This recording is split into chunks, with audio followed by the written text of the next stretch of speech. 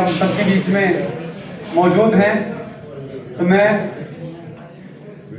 सीधा ही माइक दूंगा नया मिड्डा को। वो आपको पूरी अपनी जर्नी के बारे में विस्तृत रूप से यहाँ बताएंगी कि किस तरह उन्होंने शुरुआत की और किस तरह आज पूरे देश ही नहीं पूरी दुनिया में हमारे श्री गंगानगर के नाम को लेकर जा रही हैं। नया मिड्डा। सच में आपने बहुत शॉर्ट नोटिस पे काफी लोग इकट्ठे किए। मेरा नाम नायाब है। This is my father mister Rajkumar Midda, this is my husband Ayush Chandok. और मैं गंगानगर में 1996 13 सितंबर को गंगानगर में ही पैदा हुई थी। और मैं बचपन से ही लिखती थी, मुझे लिखने का बहुत शौक था। और जब मैं यहाँ से निकली तो समझ नहीं आ रहा था एक्चुअली क्या करूँ। मैं इंजीनियरिंग करने निकली थी, मैं बीच में 1 साल कोटा भी गई और बहुत ही कंफ्यूजिंग एंड chaotic इयर्स। वो जो एक टाइम होता है ना जब आप 11th-12th कर रहे होते हो और आपको पूरे करियर की चिंता होती है, पूरी जिंदगी की चिंता होती है, पर समझ नहीं आता कि जिंदगी का एक्चुअल में होगा क्या, बनेगा क्या इसका। और जब मैं कॉलेज गई तो मुझे पता लगा कि कविताओं को सुनाया भी जा सकता है। और सच कहूँ तो मेरी कविताएं सुनाने की जर्नी जो है वो दिल्ली में शुरू हुई है, बट ये कोई नहीं जानता कि मैंने पहली बार पब्लिकली कविता गंगानगर में सुनाई थी। अगर आपको याद हो तो जब निर्भया हुआ था 2012 में, तो यहाँ पे पूरे शहर में कैंडल मार्च निकली थी। उनमें से एक कैंडल मार्च की लीडर मेरी मम्मी थी और हम लोग कैंडल मार्च निकाल रहे थे और मैंने कुछ बहुत भावुक होकर लिखा था। तो कुछ उस वक्त हुआ कि हम कैंडल मार्च निकाल रहे थे निर्भया के लिए और इधर से ही 3 लड़के कुछ बोलकर चले गए। और ईव टीजिंग बहुत कॉमन होती है हमारे शहरों में, और इतना गुस्सा आया कि लाउड स्पीकर वाला जो माइक रहता है और जो रिक्शा रहता है, मैं खड़ी हुई जहाँ पे हमने मोमबत्तियां रखनी थी और मैंने उस पर एक कविता बोलनी शुरू कर दी। मुझे याद नहीं, मुझे पता है कि अगले दिन शायद राजस्थान पत्रिका या किसी अखबार में मेरी फोटो छपी थी, क्योंकि मैं कुछ कह रही थी और वो पूरी कविता की कुछ लाइन्स उन्होंने लिखी थी। उस दिन वो पहला दिन था जब मुझे लगा कि शायद ये लिखने तक, इसको डायरी तक रखने से कुछ नहीं होता। जब आप इसको बोल देते हैं तो आप में शायद वो क्षमता है कि आप दुनिया तक अपने मन की बात पहुंचा सकें, उसको अच्छे के लिए बदल सकें। क्योंकि बुरा बोलने वाले तो बहुत लोग दुनिया में हैं, हर जगह ऊट पटांग बातें बोलने वाले लोग हैं। और दुनिया तो तभी ठीक से चलती है जब ऊट पटांग और सही का बैलेंस हो जाए, अर्थ इक्विलिब्रियम पे चलती है, जैसा कि फिजिक्स हमें सिखाती है। तो उस दिन मुझे लगा कि ये जितनी भी बातें हैं मुझे कहनी जरूर है, और कुछ ना सही तो। फिर मैं दिल्ली गई और सुरेंद्र शर्मा जी जो हमारे देश के बहुत बड़े हास्य कवि हैं, 2015 कॉलेज का फर्स्ट ईयर, और मैंने स्लैम पोइट्री कंपटीशन में पार्टिसिपेट किया। हिंदी कवि सम्मेलन, स्लैम पोइट्री हिंदी, दोनों इसके नाम होते हैं। इसका अर्थार्थ, इसका मतलब इस कंपटीशन का ये रहता है कि अगर आप फ्री वर्स, किसी भी प्रकार की कविताएं लिखते हैं, फ्री वर्स यानी कि आजाद कविताएं, तो आप सुना सकते हैं। और एक कंपटीशन होता है, कोई फर्स्ट आता है कोई सेकंड, आई थिंक। बस ना मैं फर्स्ट आई ना मैं सेकंड आई। सुरेंद्र शर्मा जी जज थे, वो उठे और उन्होंने मुझे अपनी जेब से कुछ पैसे निकाल के पकड़ा दिए कि ये बच्ची जीती तो नहीं, पर मैं अपनी तरफ से इसको कुछ देना चाहता हूँ। उन्होंने मुझे 3100 रुपए पकड़ाए। तो जो लड़की सेकंड आई थी उसका प्राइज मनी 2500 था। वो मुझे देख के चिढ़ गई पहले तो कि मुझे ये मिलना चाहिए था।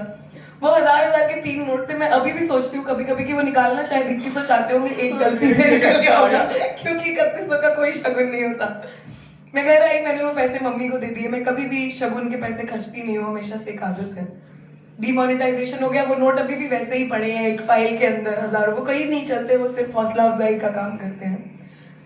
जो मुझे लगता है कि एवरेज चाइल्ड होना बड़ा उसको कुछ मानते ही नहीं है कि एक तो मोटिवेशन फेलियर को मिलता है और दूसरा टॉपर को मिलता है। ये जो 80% वाले बच्चे होते हैं ना, उनका बीच में ढोल बजा रहता है, उनको ना इज्जत ना बेइज्जती, कुछ नहीं मिलता उनको। तो जो एवरेज बच्चा होता है ना, जब वो फर्स्ट आता है तो उसको बहुत अच्छा लगता है। तो कविताएं मैंने जब मंच पे सुनाई तो मुझे हमेशा कुछ ना कुछ मिला, कभी प्राइज, कभी ये। तो मैं दिल्ली यूनिवर्सिटी के कॉन्टेस्ट में पार्टिसिपेट करने लगी, गार्गी यूनिवर्सिटी, मिरांडा हाउस, जितने ये कॉलेजेस हैं, DTU, मैं हर स्लैम पोइट्री में कॉलेज के 2nd, 3rd, 4th ईयर में गई हूँ और कभी बिना प्राइज लिए वापस नहीं आई, कभी। तो वो एक बहुत बड़ा फैक्टर था कि शायद मैं जो कह रही हूँ उसमें कोई दम तो होगा ना, कि कमरे में बैठे लोग जब सुनते हैं तो कुछ तो बदलता है ना, कि वो मुझे नंबर देते हैं और वो कहते हैं नहीं तुमने कुछ अच्छा खाया है। तो फिर मुझे लगा कि मैं ये सब क्यों कर रही हूँ जो जिस चीज में मैं अच्छी नहीं हूँ। मेरी नौकरी लगी, मैं इन्फोसिस गई, आयुष मेरे साथ था जब मैं इन्फोसिस गई। आयुष सब कुछ अच्छा करता था, मैं सब कुछ, वो मुझे पढ़ाता भी था तो भी मेरे नंबर नहीं आते थे। फिर इतनी साउथ में जहाँ हिंदी कोई बोलता नहीं है, फिर उस वहां पे 4 महीने, शायद वो पहले ऐसे 4 महीने थे जो मैंने बिना कविताएं सुनाए बिताए। फिर मैं लोगों को पकड़ पकड़ के, नॉर्थ के जो बच्चे आए होते थे उनको ऐसे सर्कल्स में बिठा के बोलती थी कि आओ तुम सुनो, मैंने कुछ लिखा है। हर वक्त कहीं ना कहीं जनता, ऑडियंस हम ढूंढ लेते थे। फिर हम चंडीगढ़ आए और चंडीगढ़ में हमारी इन्फोसिस की नौकरी शुरू हुई। 2 साल पूर्ण रूप से जद्दोजहद, ऐसी नौकरी जिसमें कुछ आता नहीं है, कुछ समझ नहीं आता है, बिल्कुल जीरो। मतलब अगर वर्स्ट एम्प्लॉय का अवार्ड होता तो मुझे मिलता, क्योंकि मैं चाय पीती थी और वापस आ जाती थी। मेरे पूरे दिन का 100 रुपए का काम अगर मैंने किया हो तो नारायण मूर्ति मुझे पकड़ ले मैंने कुछ नहीं किया था। मैं वहां पे भी कविताएं लिखती थी तो मैं, बट कविताओं से ना घर नहीं चलता था। तब सबसे बड़ा प्रॉब्लम ये था, ऐसे हमारा घर नहीं चलता था। हम जहाँ पे भी परफॉर्म कर ले उससे इतना पैसा या ये नहीं, और कला भूखे पेट नहीं होती है। ये सुनने में अच्छा लगता है कि फकीर लोग कलाकार बनते हैं, लेकिन फकीर लोग वैसे कलाकार बनते हैं जिनकी मौत के बाद दुनिया उन्हें जानती है।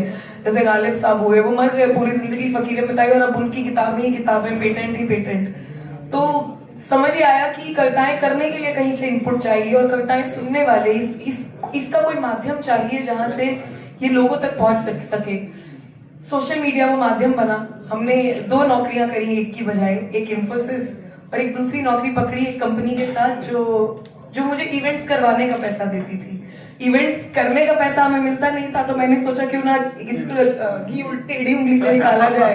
तो हमने इवेंट्स कराने शुरू किए। तो एक सैलरी इन्फोसिस देता था और एक सैलरी वो कंपनी देती थी। फिर ये 2 सैलरी इतना बन जाती थी कि हम जाकर के कहीं परफॉर्म कर पाए, कुछ कर पाए, अपनी जेब से पैसा लगा के चंडीगढ़ से दिल्ली जाया जा सके। और ये एक लड़की होकर और भी मुश्किल इसलिए हो जाता है क्योंकि आप सेफ ट्रैवल करना, ये फील करना। और खुशी की बात ये है कि मैं चंडीगढ़ में थी और चंडीगढ़ टचवुड बहुत अच्छी जगह है। तो मैं सुबह की ट्रेन पकड़ के दिल्ली आती थी, 3-4 ओपन माइक में परफॉर्म करती थी, शाम तक वापस आ जाती थी, ये सोचते हुए कि एक दिन कोई वीडियो फट जाए तो मुझे दुनिया पहचानने लगे और समझ आ जाए कि ये लड़की कुछ अच्छा करती है, फिर देखेंगे आगे क्या करेंगे। और वैसा हुआ भी। एक वीडियो वायरल हुआ तुम खूबसूरत हो के नाम से फेसबुक पर 2019 में, पर ना तो उसके बाद कोई पहचानने लगा ना उसने कुछ बदला। फिर लगा कि कुछ होगा, कभी नहीं होगा। फिर हम बैकग्राउंड में काम करते रहे और 2020 आया तो जिसकी हम दूसरी नौकरी करते थे उन्होंने कहा नायाब तुम ये इन्फोसिस छोड़ दो, तुम ये इवेंट ऑर्गेनाइज बहुत अच्छा करती हो, मैं तुम्हें दोनों के बराबर के पैसे दूंगा, तुम बॉम्बे चली जाओ और तुम यही काम बॉम्बे में करो, वहां से हम ज्यादा पैसा बना पाएंगे। बॉम्बे सुनते ही हर कलाकार का एकदम ख्वाब पूरा ही हो जाता है कि कोई मुझे भेज रहा है वो तो देता ही है। तो मैंने यूं फट से अपनी अच्छी खासी नौकरी छोड़ दी और कोविड हो गया। वो कंपनी भी बंद पड़ गई, इन्फोसिस में छोड़ चुकी थी, कहाँ दुगनी सैलरी लेके मैं बॉम्बे जा रही थी। मैं गंगानगर पहुंच गई सर 2020 में कहाँ बॉम्बे पहुंचती, कविताएं सुनाती। कोविड में हम घर फंस गए। फिर समझ नहीं आया क्या करना है। फिर लिखते रहे। एक और नौकरी पकड़ी, उसमें भी यही काम करना था। ब्रांड्स पकड़ के लाने थे, लोग सुनने वाले श्रोतागण ढूंढने थे, पर अपने लिए नहीं, दूसरे कलाकारों के लिए और पोएट्स के लिए। विवेक ओबेरॉय के साथ, अनुपम खेर के साथ हमने कुछ शॉर्ट फिल्म्स बनाई उस कंपनी के जरिए। बड़े बड़े कलाकारों को हमने कविताएं कराई उस कंपनी के जरिए, पर खुद नहीं कर पा रही थी। तो वो एक टीस थी, वो एक किलस थी कि मैं कैसे क्या करूंगी मैं मतलब। तो एक दिन गुस्से में आकर वो नौकरी भी छोड़ दी कि मैं दूसरों की कविताएं एनेबल कर रही हूँ, मुझे अच्छा लगता है, पर जब तक मैं अपनी नहीं सुना रही हूँ मुझे उतना अच्छा भी नहीं लगता है। तो मैं 1.5 साल बेरोजगार, 2 साल बेरोजगार रही वहां से। और एक दिन आ गया जब दिल्ली, मतलब जो सारी सेविंग्स खत्म हो गई, सब खत्म हो गई। और मैंने पापा को फोन किया, मम्मी को फोन किया कि एक काम करती हूँ, मैं घर आती हूँ। मैंने बोरिया बैग बिस्तरा पैक किया, मेरी 1 महीने की सिक्योरिटी बची थी।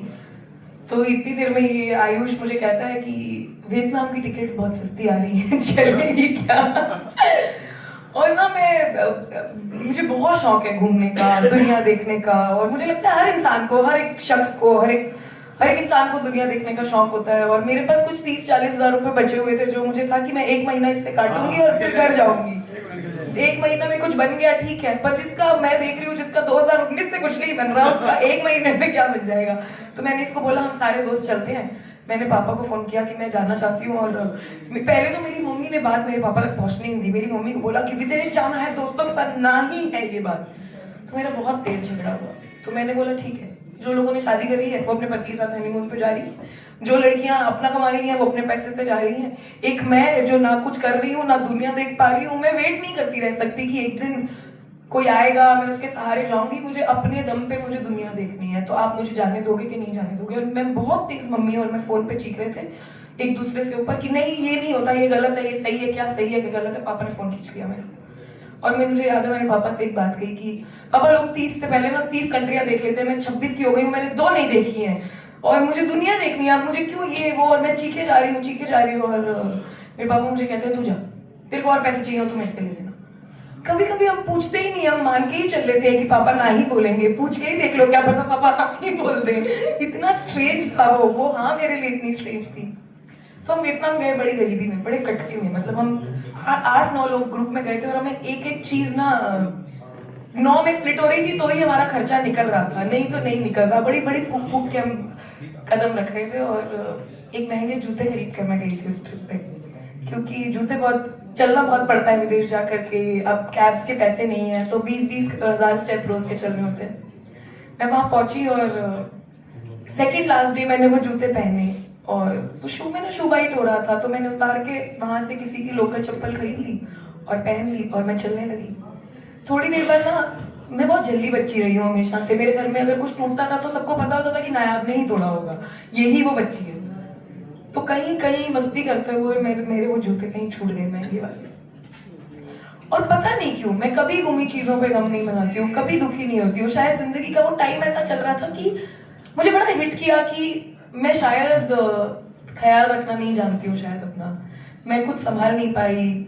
मुझे घर पे बैठ करके अपना करियर पे फोकस करना चाहिए था, मैं घूमने आ गई, ये पैसे मेरे सर्वाइवल मनी थे, उसमें से भी एक ठीक ठाक जो मेरी पास चीज थी, मैं जूते नहीं संभाल पाई, मैं करियर संभालूंगी, अजीब वो गरीब सी बात है मेरे दिमाग में घूम रही थी। कभी कभी वो एक्चुअल में बात जूतों की थी नहीं और वो इतना रॉक बॉटम मैंने हिट किया। तो आपके ऐसे दोस्त होते हैं जो ऐसे टाइम पे भी आपको अजीब अजीब अच्छी बातें करते हैं। तो आयुष मुझसे बोलता है कि छोड़ना यार, तू चोर के लिए खुश हो जाना। चोर के लिए कौन खुश होता है? गुड़िया, हर बेटा बेटी की लाइफ होती है पर्सनल, आप जिस मकसद से यहाँ बुलाया है आपने वो बताइए।